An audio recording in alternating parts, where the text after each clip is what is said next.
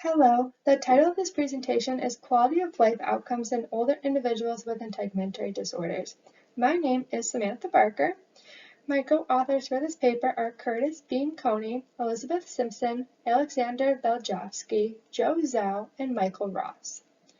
While integumentary disorders can significantly impair the quality of life of older individuals, few studies have assessed the influence of physical therapist services, as well as patient characteristics, on quality of life in older individuals with integumentary disorders. Therefore, the purpose of this study was to describe the changes in quality of life in older individuals seeking physical therapist services for an integumentary disorder and explore the relationship between changes in quality of life and patients' demographic and wound history characteristics.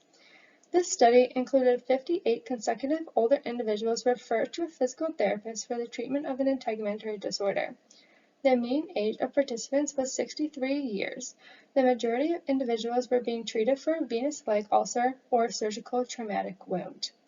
The mean duration of the wounds was 133 days, and 48% of the patients had pain related to their wounds. In this study, quality of life was measured with the Wound Quality of Life Questionnaire, which is a reliable and valid patient self-report measure consisting of 17 items on everyday life, body, and physique. Individuals completed the Wound Quality of Life Questionnaire at initial assessment and the time of discharge from physical therapy.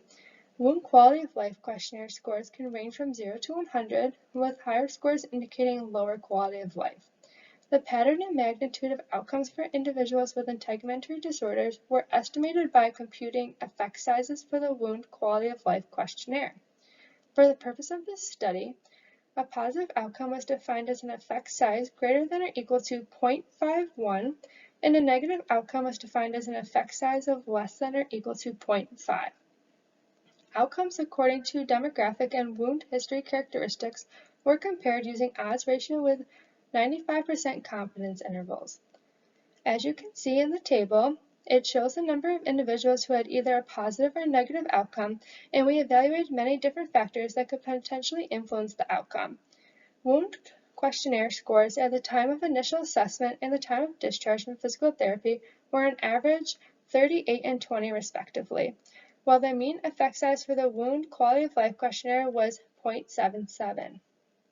29 patients had an effect size consistent with a positive outcome, and 29 patients had an effect size consistent with a negative outcome.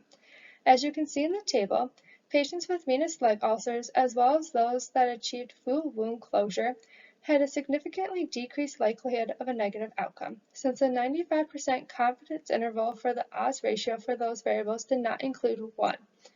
None of the other factors studied were predictors for an outcome.